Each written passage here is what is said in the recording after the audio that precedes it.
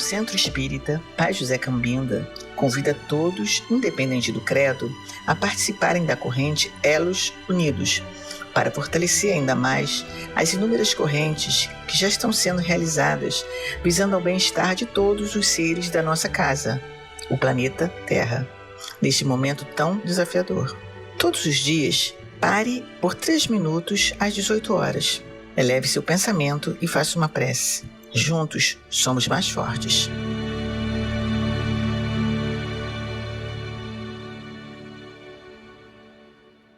Boa noite, sejam bem-vindos à primeira palestra de 2023, realizada pelo Centro Espírita Pai José Cambinda, nesse dia 4 de janeiro. Aproveitamos para desejar a todos que esse seja um ano de muitas bênçãos, alegrias, saúde e paz a todos. Para acalmar nossa mente e nosso coração, faremos uma prece. Deus, luz do mundo, Jesus, farol nos guiar no meio da escuridão, criada por nós mesmos, que possamos enxergar neste novo ciclo que se inicia em nossas vidas uma oportunidade de colocarmos em prática tudo o que aprendemos no ano que terminou. Que possamos colocar nossas mãos a serviço do bem, harmonizar nossos relacionamentos, que tenhamos força para superar as dificuldades, mantendo sempre a fé e a confiança nesses amigos espirituais sempre presentes ao nosso lado. Que assim seja.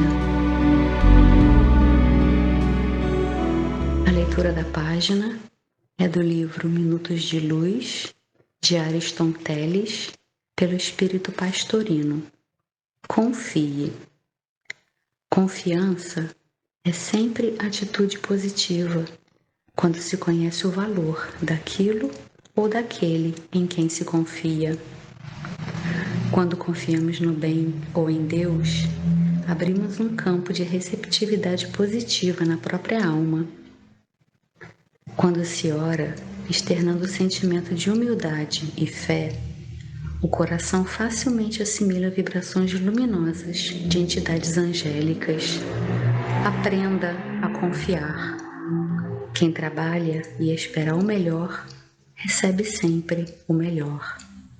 Nosso Pai é Deus, e Deus é toda bondade. O palestrante da noite de hoje é o irmão Guaraci Silveira, da Fundação Espírita Allan Kardec, da cidade de Juiz de Fora, que falará sobre o Natal com Jesus.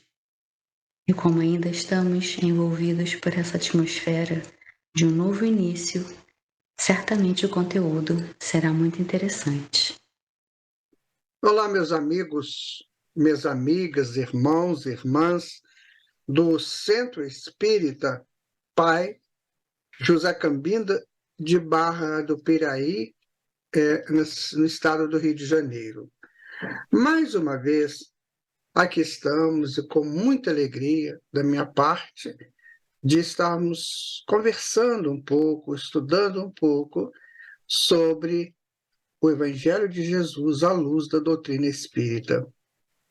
Hoje, especialmente, nós queremos conversar um pouco sobre a vinda de Jesus aqui ao plano físico. Primeiramente, temos que considerar que o nosso planeta, a Terra, segundo André Luiz, ele é composto por 7 dimensões espirituais. Então, são as trevas, os abismos, temos o plano físico, o umbral, depois a região de ciência, de artes, literatura, tecnologias, depois temos a união divina e, por fim, a administração do planeta. Então, nesse momento em que nós estamos estudando sobre a vinda de Jesus, nós estamos entendendo que o Senhor Jesus governa todas essas dimensões aqui da Terra. Não sabemos se ele dirige outros planetas, há informação que sim, mas vamos pensar aqui no nosso planeta. Então, você imagina o que seria a dimensão espiritual que Jesus atua. É claro que ele tem liberdade para ir para onde ele quiser, ele é um espírito livre. E por isso mesmo ele tem condições de participar de todos os locais do universo, da criação de Deus. Bom, mas enquanto ele está aqui dirigindo o planeta, e nós estamos no plano físico do planeta, que é uma das dimensões, é preciso entender por que ele veio aqui. Né? Fazem aproximadamente 2.000 anos que ele deixou as regiões de luz, onde ele atua, para estar conosco pessoalmente. Isso é muito importante. Emmanuel chega a dizer que ele demorou algo em torno de 2.000 anos para abaixar a frequência dele para poder entrar no corpo físico. Nós conhecemos também aqui na história do plano físico que mais ou menos em 2.000 anos, né, Abraão começou a preparar o povo hebreu para criar uma sociedade onde Jesus ali pudesse nascer. Uma outra coisa importante sobre isso é que muitas pessoas às vezes comentam que Jesus já esteve encarnado em outras nações, por exemplo, na Índia, na Pérsia.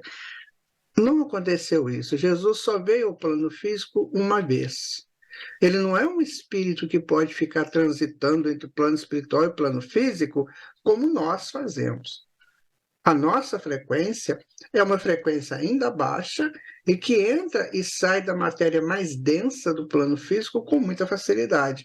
E Jesus já é um espírito, né, de dimensões incalculáveis para nós, de frequência incalculável. Então não é possível um espírito deste ficar fazendo essas incursões na matéria mais densa. Quando a gente estuda a criação de Deus, você começa de uma matéria muito eterizada, ou seja, uma criação a partir do fluido cósmico universal, muito eterizada, e vai densificando à medida que vamos chegando em planetas como o nosso e em planos físicos desses planetas. Então, Jesus só esteve aqui uma vez. É importante considerar que grandes civilizações daquela época de Jesus, ou que antecedeu a vinda de Jesus, queriam que ele nascesse ali. Por exemplo, os egípcios, por ser uma civilização muito avançada, entendiam que Jesus nasceria no Egito. Os hindus, por ser uma civilização espiritualizada, entendiam que Jesus nasceria na Índia. E os persas, por ter uma escola fantástica de estudos aprofundados, também entendia que Jesus iria nascer ali. Talvez essas orientações ou essas informações que nos vêm do passado possa confundir alguém de dizer que Jesus havia nascido na Índia, no Egito, quando, na verdade, isso não aconteceu. Então, Jesus veio, ele escolheu a Palestina para nascer. Por quê? Porque ele precisava de consolidar a ideia do Pai amoroso, do Deus único, que estabelecerá, né, aqui na nossa região, aqui da Terra, o reino dele. Então, o reino de Deus será algo que será implantado aqui no mundo físico a partir, né, de um determinado momento que nós acreditamos que até já começou esse momento, desde a vinda de Jesus. Então, Jesus escolheu ali a Palestina, por quê? Porque aqueles povos, eles já pregavam a ideia do Deus único. Eles já sabiam da existência desse Deus único e facilitaria muito para o Senhor Jesus falar sobre o Pai. Nós observamos no Evangelho de Jesus que o tempo todo ele se refere a Deus. Há uma pequena confusão ainda existente, pelo menos no campo da teologia, e que divulga isso para alguns fiéis, de que Jesus e Deus são a mesma pessoa, ou seja, é Pai, Filho e Espírito Santo, sendo uma única pessoa, que se distribui nesses três aspectos. Quando, na verdade, a doutrina espírita nos ensina o contrário. Ela vai nos dizer que existe Deus como Pai, Jesus, o Filho mais evoluído que nós conhecemos, e o Espírito Santo, segundo Emmanuel, no livro Consolador, somos todos nós, que fomos criados por Deus com a possibilidade de chegarmos à perfeição, ou seja, já santificados na nossa origem, tendo que fazer um movimento de crescimento moral, ético, o crescimento no conhecimento, para que a gente possa chegar a um nível tal que nos tornemos também o filho. Então, num momento futuro, provavelmente, nós seremos a segunda pessoa dessa trindade. O filho que é o filho. O filho é aquele que já entende a grandeza do pai e trabalha para esse pai. Então, todos nós seremos Cristos um dia, quem sabe dirigindo também planetas, porque, afinal de contas, o universo ele é criado para facilitar a evolução dos filhos do pai. O que vai acontecer depois que passarmos por todas as experiências contidas aqui neste universo, nós não sabemos, porque aí já é uma outra etapa da nossa evolução. Mas, por hora, nós estamos aqui enquanto espíritos muito próximos ainda da nossa saída do Pai, da nossa criação por Deus. Passamos pelos reinos mineral, vegetal, animal e irracional e chegamos ao homem. Estamos aqui ainda nessa luta com a razão, como diz Emmanuel, o homem está constantemente lutando contra a razão ou a favor da razão, mas sendo herói da inteligência, ou seja, trazendo como um cômputo mais apropriado às nossas condições, né, a inteligência que nos faz refletir, raciocinar, que nos faz ver uma coisa, apreender aquela coisa e, a partir daí, tomarmos uma posição. Olha que interessante. Então, nós moramos num mundo governado por Jesus, que nós damos a ele o nome de Jesus. Não sabemos, né, em outras dimensões, qual é o nome real dele, mas aqui ele recebe o nome de Jesus, né, que mais ou menos significa luz. E aí, o que vai acontecer? Cada um de nós terá que apropriar dessa informação. Então, nós estamos aqui há poucos dias do Natal. Muito bem. O que nós vamos celebrar? Qual é o cômputo maior da nossa celebração? Então, será que nós vamos apenas nos reunir em família para aquela ceia, né? Aquele momento festivo que a gente está acostumado com ele? Será que é só isso? Aquela troca de presentes, isso tudo é maravilhoso, gente. Olha, digo para vocês uma coisa muito interessante: as famílias precisam deste momento. Em todas as épocas da história do cristianismo no mundo, as famílias se reuniam, né, nesse mês de dezembro, e quero dizer para vocês uma coisa: Jesus não nasceu em dezembro, ele nasceu provavelmente em março, porque ele nasceu no mês de Nisan, que era a denominação que os hebreus davam para os meses lá na Palestina na época de Jesus. Então, mês de Nisan era março, abril, setembro, outubro. Então, um desses 4 meses ele nasceu. Mas os teólogos, as pessoas, historiadores, que a partir de pesquisas, né, chegaram à conclusão que Jesus deve ter nascido em março. E por que nós comemoramos o nascimento de Jesus em dezembro? Mais notadamente no dia 25 de dezembro. Por quê? Porque haviam festas naquela época que eram as saturnais, que eram festas dedicadas ao Deus Sol. E era uma festa pagã, festa celebrada por aqueles que não tinham a ideia de um Deus único. Tinham vários deuses no seu panteão. E para que houvesse uma justa posição, para que o cristianismo, os cristãos, pudessem entrar num acordo com os pagãos, porque foi uma luta grande isso, então eles resolveram comemorar também no dia do sol, da festa do sol, o nascimento do sol maior que Jesus. Então ficou mais ou menos assim, nesse estado de coisas. E a partir daí, o dia 25 de dezembro passa a ser uma data oficial do nascimento de Jesus, muito embora não sendo. Mas é importante a gente entender o seguinte, porque tem uma certa lógica nessa apropriação de datas. Veja você, no dia 25 de dezembro, Jesus, então, nasceu nessa concepção. E no dia 31 de dezembro, vamos começar, no dia 1º de janeiro, vamos começar um ano novo. Vejam que interessante. Então, Jesus nasce num coração, a partir daí, começa para aquele coração uma nova etapa, um ano novo para ele. Então, esse símbolo é muito importante para nós. Tem uma história que Humberto de Campos conta, e eu vou deixar aqui para a gente refletir sobre, que, certa feita, Jesus, então, estava aqui no plano físico com João.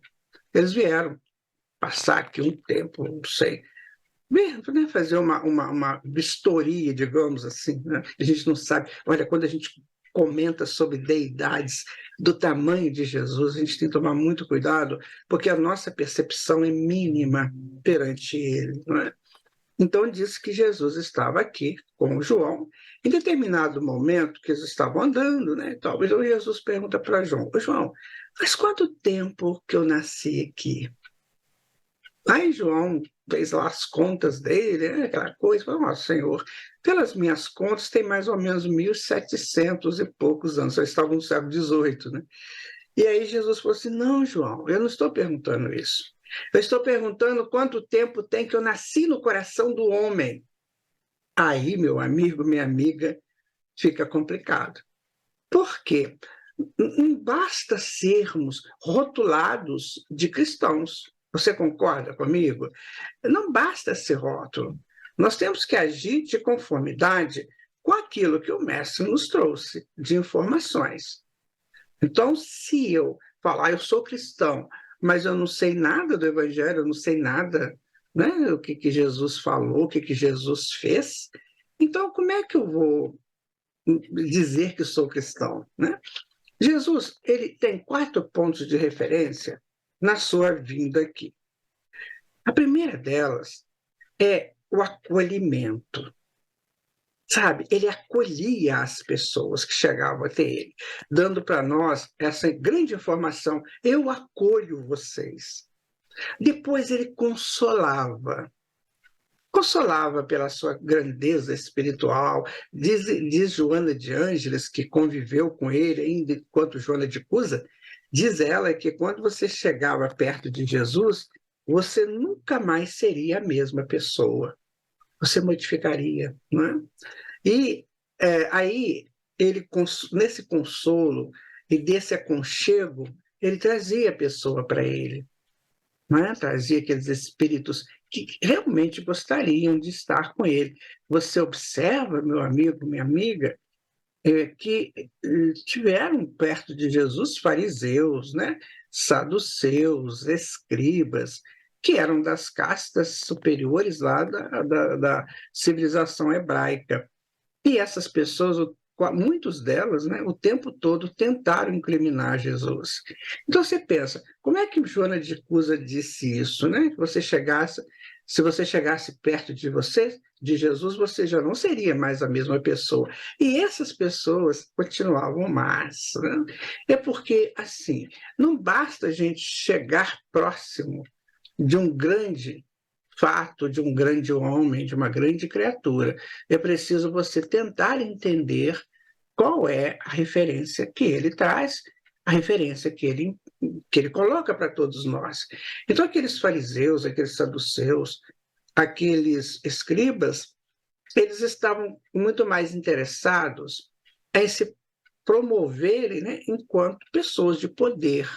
Então, usavam, né, a história de Moisés, que Moisés tinha feito a lei, que os profetas haviam referendado a lei, e que eles tinham que ser fiéis àquele. Qualquer pessoa que chegasse ali poderia perturbar a paz, entre aspas, que eles viviam. Mas, na verdade, eles queriam era permanecer naqueles postos que eles tinham. Por exemplo, os escribas, que eram os que transcreviam as coisas, né, que sabiam escrever, esses escribas, muitos deles eram cientistas, eram pesquisadores. Por exemplo, os provérbios, segundo consta, foram criados por eles, né? Muitos dos salmos que se atribuem a Davi, muitos foram criados pelos escribas. Então, eles eram pessoas muito inteligentes, e eu posso comparar isso no nosso tempo atual. Tem tanta gente inteligente hoje, né?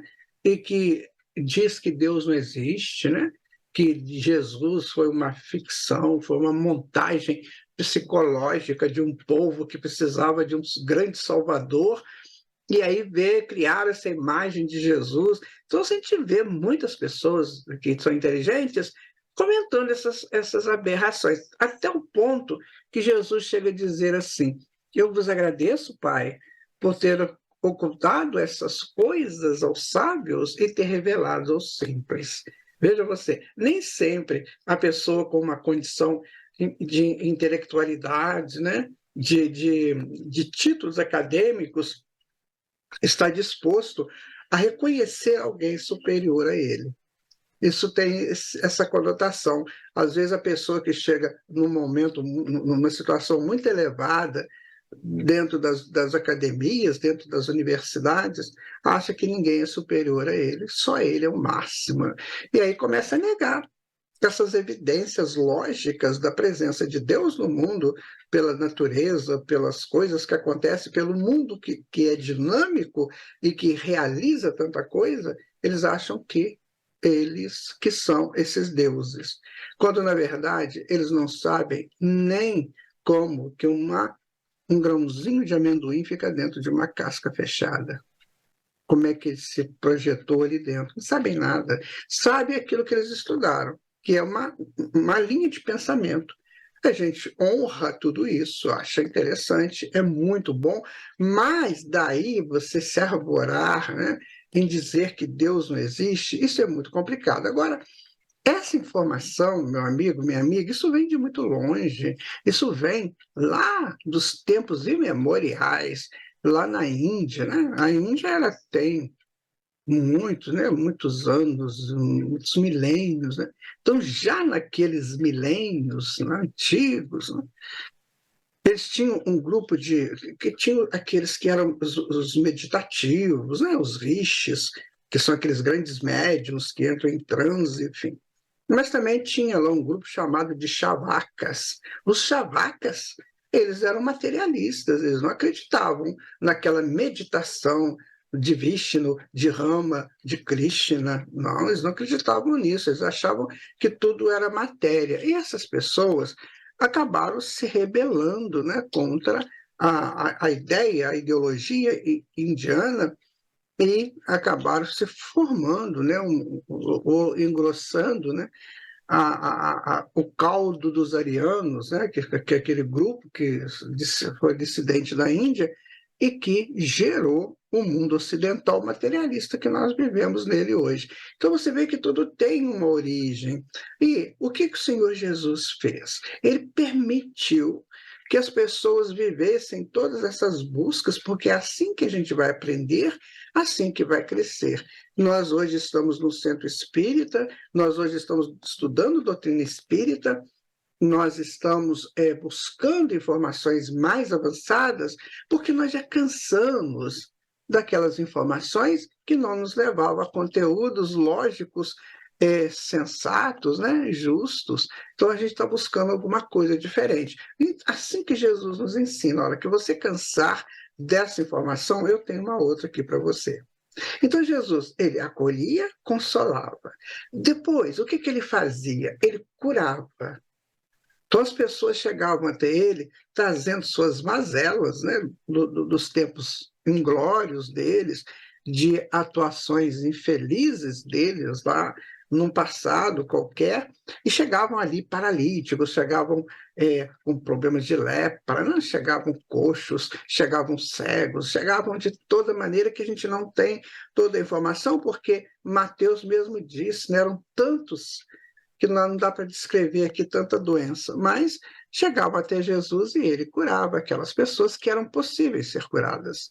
Isso é preciso que a gente compreenda, porque se a pessoa está num momento de catarse, está fazendo uma drenagem da sua mente através de uma enfermidade, então é preciso dar tempo para que aquela enfermidade saia. Aquelas pessoas que chegavam a Jesus ou vinham com uma fé imensa e já havia feito toda a catarse e Jesus só resolvia a questão física, ou então eles já estavam, né, num momento assim de término da sua prova, e aí ele permitia que aquela pessoa antecipasse o fim das suas dores. Ele mesmo disse, eu não sou remendão, eu não vim aqui costurar pano novo em tecido velho, ou seja, eu não vou ultrapassar nenhuma medida do que eu possa. Aí você pode pensar assim, mas e as ressuscitações, né, que ele fez? Como é que é isso, né? Ressuscitar pessoa que já morreu? E por que foram só 3 que ele ressuscitou? Sendo que muitas pessoas ao lado dele, com certeza, desencarnaram, inclusive o pai do apóstolo Filipe. Filipe chega a pedir licença a um tempo lá do apostolado para ir cuidar do pai que estava em final de vida. E Jesus permitiu e o pai do Filipe desencarnou.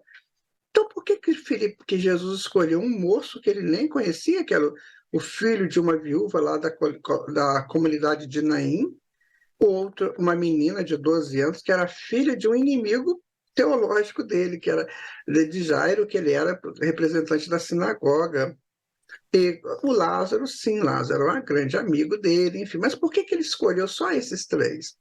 É porque não havia morte. Eles não morreram, eles estavam num processo chamado letargia, que faz com que as energias não circulem assim de uma maneira mais intensa do duplo etérico para o corpo físico. Um dia nós vamos estudar isso, se vocês me permitirem, com mais profundidade, essa circulação de energias do duplo etérico para o corpo físico. Então, quando essas energias elas estão interrompidas por alguma razão, aí temos que estudar essas razões, aí o corpo parece que não está energizado e dá impressão de morto. Mas o coração ainda pulsa, o cérebro ainda tem o seu campo energético em funcionamento e basta uma injeção de energia, que foi o que Jesus fez, e também um desentupimento desses canais. Aí a pessoa volta ao normal dele, que é a sua realização enquanto ser encarnado. Então Jesus curava essas pessoas, curava paralítico. A gente tem que estudar também por que podia curar paralítico. Você estaria derrogando leis de Deus? Com certeza não. Então qual era o processo, né? Teve uma cura interessante de um cego que os evangelistas dizem que ele cuspiu no chão, fez um barro na terra. Não foi nada disso. Ele pegou o ectoplasma que todos temos, né? Ele pegou o ectoplasma e foi lá no chão, que é cheio de minérios, né? E fez uma pomada e passou no olho da pessoa, como diz assim, vocês têm os recursos todos aí próximos de vocês. Então, esse senhor, ele ensinou, através da cura, propriedades científicas avançadíssimas, que algumas delas já são do conhecimento da medicina atual, mas muita coisa ainda será apropriada. Então, o Senhor Jesus usou de quê? De um conhecimento muito aprofundado das leis da natureza e das variações da natureza para criar condições de curas para aqueles que o buscou. Bom, e aí Jesus vai fazer o 4º movimento, né, da sua estada aqui no mundo, que é o da instrução. Então, quer dizer, ele acolhia, consolava, curava, e agora ele vai instruir. Ou seja, não adianta eu curar alguém se eu não instruir essa pessoa. Não adianta eu aconchegar, né, consolar, se eu não instruir. Assim o Centro Espírita faz. Assim, nós temos no Centro Espírita todos esses elementos, né? Acolhimento, consolo, e nós temos curas pelas nossas terapias aqui do Centro Espírita, e temos que dar instrução para as pessoas, senão elas vão voltar a fazer os mesmos erros. Assim Jesus dizia, né, quando alguém ficava curado, ele dizia assim, a sua fé te salvou. Não era Jesus que curava, ele dizia, não sou eu, é você. A sua fé te salvou. Agora vá e não volte a pecar para que não te aconteça o pior. E aí o que ele fez? Ele instruiu para que a gente não voltasse a pecar. Então ele deu essa instrução basicamente por 4 sermões. Né? O Sermão da Montanha, o Sermão Profético, o Sermão dos 8 As e o Sermão do Cenáculo. Né? São 4 sermões que ele deu para Mateus, escreveu o Sermão da Montanha, Lucas também escreveu.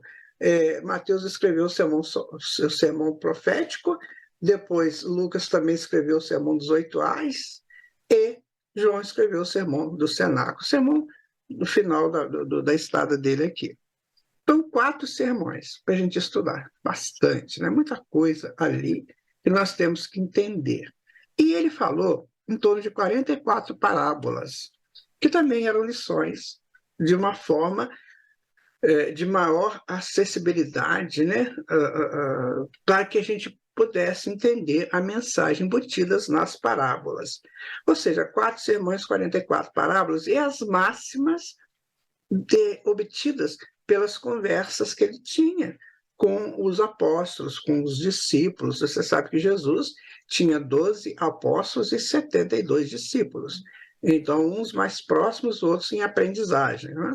Então, ele ensinou, e ali falava muita coisa, que são as máximas que nós encontramos no Evangelho. Então, veja que trabalho interessante do Senhor Jesus ao vir aqui no plano físico. Ou seja, ele veio dizer para nós, olha, eu vou preparar vocês, estou preparando vocês para o grande futuro que lhes pertence. Vocês são deuses, podem fazer o que eu faço e muito mais. Agora, é claro que vocês precisam de ter um conhecimento, de ter uma base para fazer isso que nós estamos fazendo aqui. Então, vocês são deuses, vocês são o sol da terra, ou seja, vocês têm que temperar suas emoções, temperar as suas frequências, as suas variações de humor, para que você possa atingir níveis superiores dos entendimentos. Vocês saíram de Deus, assim como eu. Quando ele disse isso, quando ele disse Pai Nosso, não é? Ele fala Pai Nosso, naquela célebre oração dominical, Pai Nosso, ou seja, o meu Pai é o Pai de vocês. Então, ele é o nosso Pai. Isso muitas vezes a pessoa não pensa, não reflete, e que é uma informação magnífica quando ele nos coloca como irmãos. Ele fala, olha, nós temos um grande Senhor, que é o nosso Pai. E aí ele vai dizer, eu já estou, né? Eu já conheço um pouquinho mais, porque eu já vivi mais, porém vocês têm todos os caminhos para chegar também nessa condição. Por quê? Porque vocês vão se tornar um único rebanho para um único pastor. Então, eu serei esse pastor de vocês no futuro. Agora, vocês têm que se tornar rebanho. Né? Outra coisa que nós temos que entender sobre a vida de Jesus aqui. O que é o rebanho? O rebanho é um grupo de pessoas, né, que lida ou interage com a ideia do pastor. Não é assim? Então, não adianta, por exemplo, eu querer ser ovelha de Jesus se eu ainda sou rebelde, né? Sou daquelas pessoas que brigo com a verdade, que não aceito a verdade. Né? Então, se eu ainda sou essa pessoa, vai ser muito, muito difícil ser ovelha do Senhor. A ovelha, ela tranquiliza para ouvir a mensagem do Mestre. E a partir da mensagem do Mestre, ela vai viver a vida dela, mas com uma informação superior. Então, como é que eu posso ser ovelha do cristianismo, por exemplo, se eu debato o cristianismo, se eu não faço o que o cristianismo me ensina, se eu brigo, né, com as propostas do cristianismo? Então eu não conseguirei ser essa ovelha. Sabe? Eu preciso dessa chegada a esse campo, né? A essa formação para que eu vá à frente. Observando-se que esse rebanho ele é diferente de manada. A manada, ela é o líder vai na frente, né, batendo um guiso, vamos colocar assim, e a manada vai atrás. Ficou meio que, sabe, sem pensar. O rebanho não, o rebanho ele é tranquilo, as ovelhas são tranquilas, são dóceis, né? São doadoras, né? Para que elas doam leite, elas doam lã, elas doam a própria carne, né? Então, é uma doação. Então, a ovelha precisa ser essa coisa doadora que o cristianismo nos convida a sermos doadores. Né? O que seria o nosso corpo? Como eu, cristão, vou doar o meu corpo? É o meu corpo de conhecimentos, de vivências no bem. Então, quando você olha para uma pessoa, você fala: nossa, aquela pessoa é um poço de virtudes. Tudo que aquela pessoa fala, faz, é uma virtude que eu posso pegar para mim como instrução. Então, é isso, né? O Alain significaria aquele conforto que nós damos para quem chega perto de nós, né? E o leite, o alimento espiritual, pode ser pela terapia, né? Pode ser pela conversa fraterna. Então, minha gente, isso é ser ovelha do Senhor. E ele veio aqui nos convocar para esse momento futuro. Quando o mundo chegar a um nível de entendimento, onde entendermos todos nós somos irmãos e irmãs, quando nós chegarmos a esse nível de entendimento, então o que vai acontecer? Nós todos vamos viver nessa sintonia com o nosso mestre. Uma coisa que é muito importante dentro do discípulo e do mestre, que precisamos saber. Olha, quando o mestre chega, o discípulo deve calar para ouvi-lo. E às vezes a gente vê o contrário, o mestre chega, o discípulo quer subir numa cadeira maior do que o mestre. Isso é um erro. Paulo de Tarso, numa das suas colocações, nas suas cartas, ele falou isso, só que ele falou de um jeito que era muito próprio da época dele. E hoje, por termos já vivido 2000 anos daquela época, muita gente não entende. E muita gente, às vezes, taxa Paulo de Tarso de machista, quando, na verdade, ele não disse nada disso. Ele falou assim, olha, quando a mulher entrar na Assembleia, que ela fique em silêncio para ouvir o que será dito. Se ela tiver dúvida em casa, ela consulte o esposo. Nossa, isso gerou, minha gente, um problema sério. Eu já vi muitos textos da teologia, ou não, né, até de pessoas aí que se arvoram a escrever e publicar, né, dizendo que Paulo era machista. Então, eu quero explicar para vocês uma coisa.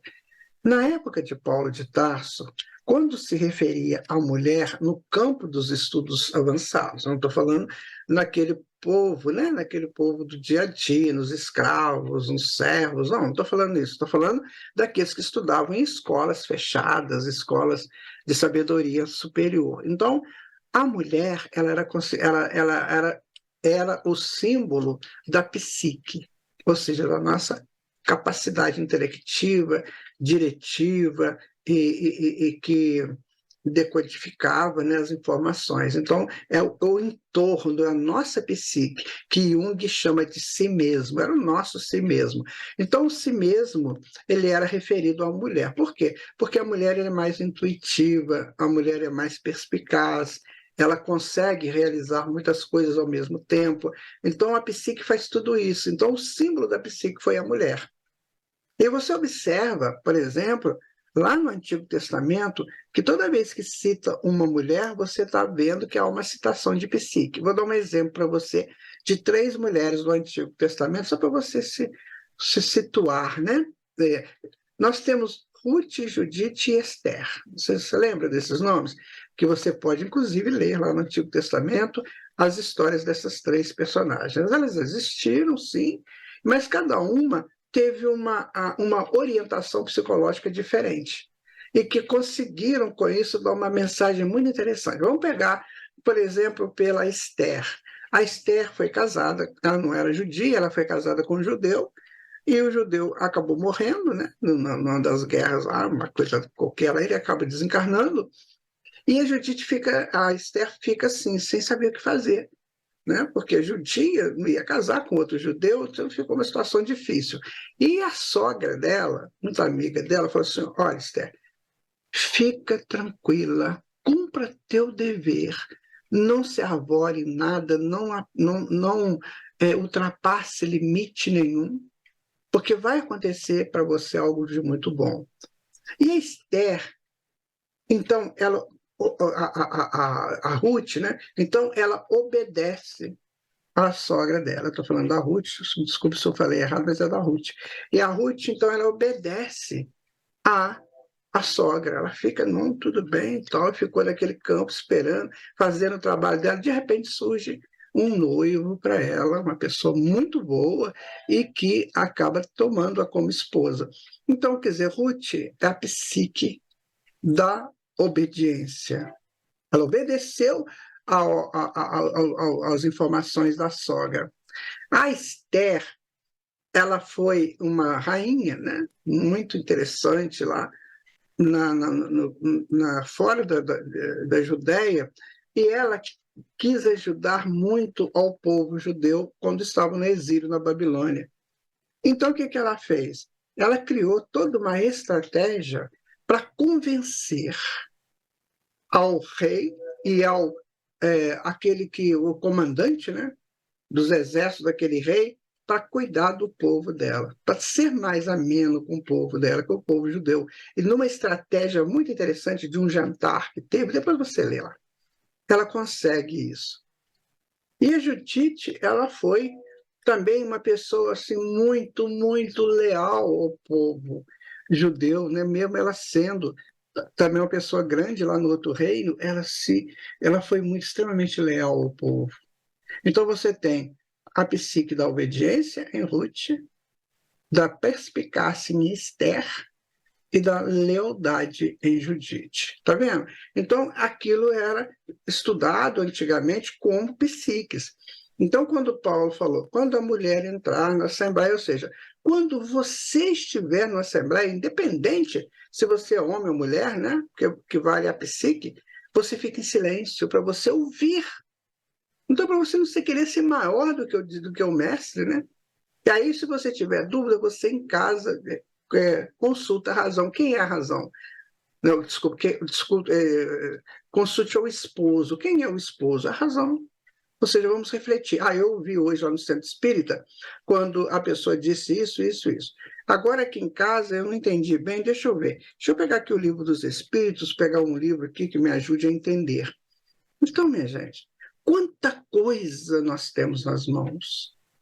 Quantas informações nós podemos obter a partir do momento que quisermos entender de fato o que é Jesus e qual foi a sua grande tarefa aqui. Nós conversamos aí a respeito desse Antigo Testamento, porque o Antigo Testamento ele foi fazendo o campo para Jesus chegar e criar o Novo Testamento.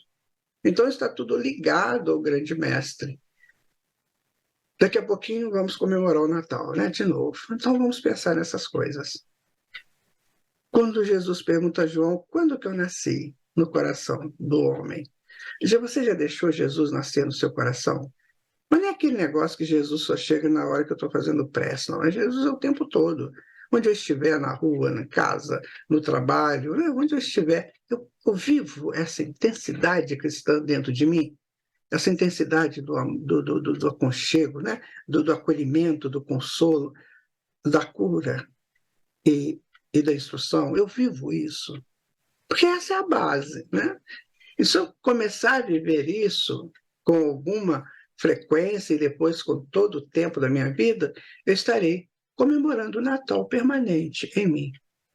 Então, esse é um processo que nós devemos pensar seriamente do que nós queremos fazer no Natal. Vamos permitir que esse Jesus realmente nasça em nós.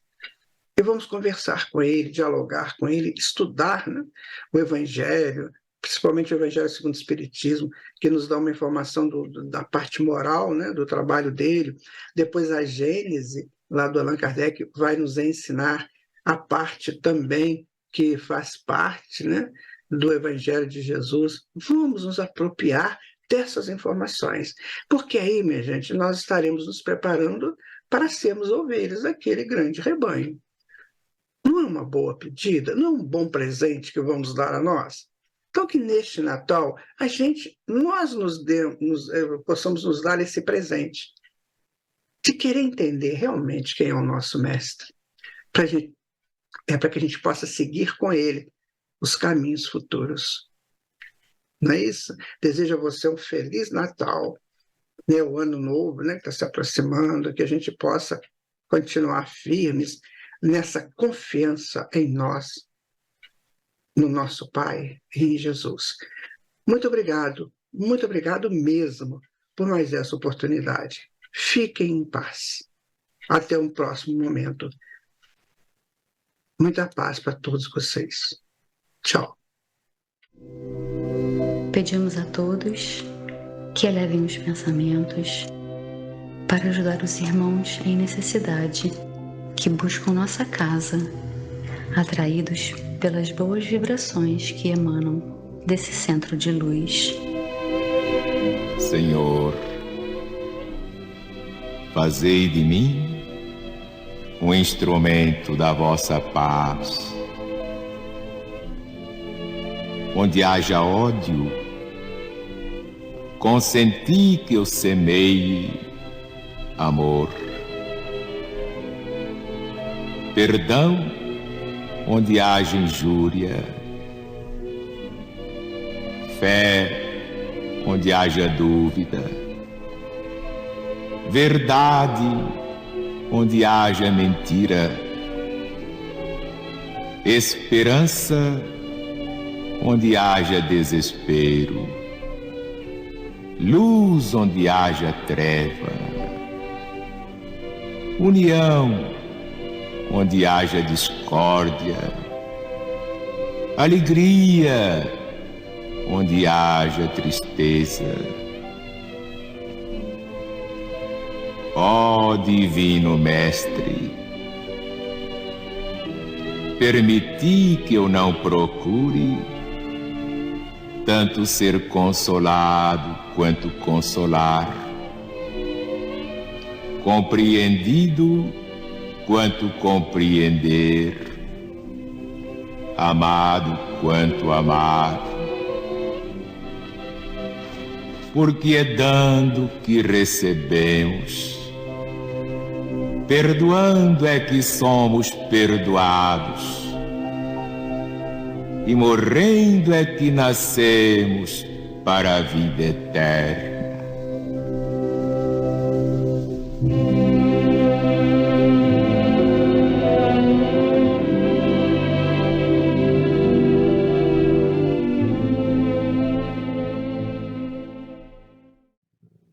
Os trabalhadores da falange indiana já estão vibrando em nosso favor e pedem que adotemos uma postura confortável e relaxada, a fim de absorvermos essas bênçãos que nos são trazidas, também através das nossas águas.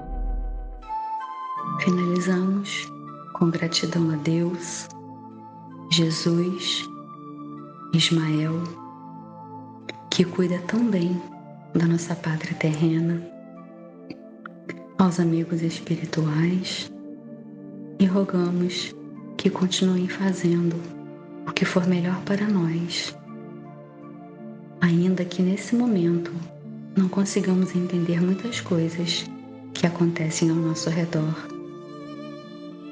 Sabemos que o Cristo está no leme de nosso barco terreno e devemos confiar e acreditar que tudo o que nos acontece é para nosso melhor, para nosso crescimento e nosso progresso, tanto pessoal quanto coletivo.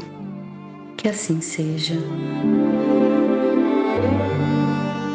Agradecemos a todos que estiveram conosco e reiteramos os votos de um ano próspero. Tenham todos uma noite de muita paz.